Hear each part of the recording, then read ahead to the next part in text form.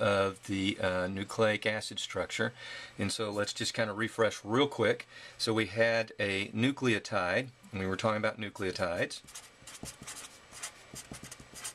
Remember, the nucleotide is made up of 3 pieces: a phosphate group, a 5-carbon sugar, a pentose sugar, and a nitrogenous base.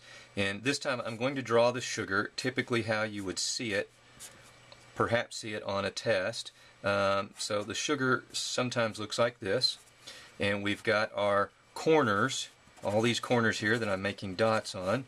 These are going to be the 5 carbons. Somebody once in class said it looks like the Big Dipper, a constellation.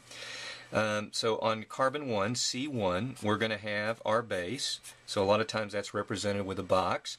And then on C5 here, we're going to have our phosphate group, and usually that's represented by a circle. I'm going to go ahead and put a P in here so we know it's a phosphate, an S here so we know it's a sugar, and just a B here for a base. Now sometimes they'll put the actual first letter of the bases. So if this was DNA, it would be G or A, C, or thymine, because remember thymine's only found in DNA nucleotides. If it was RNA, then it would have, you know, the same guanine, adenine, cytosine, but instead of thymine it would be uracil here. So this is our nucleotide structure, and we talked about the carbons that it went to.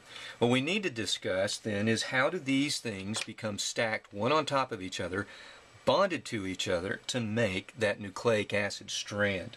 So I'm going to draw another nucleotide underneath. So here I'm going to draw another phosphate. It's going to its 5-carbon sugar. There we go.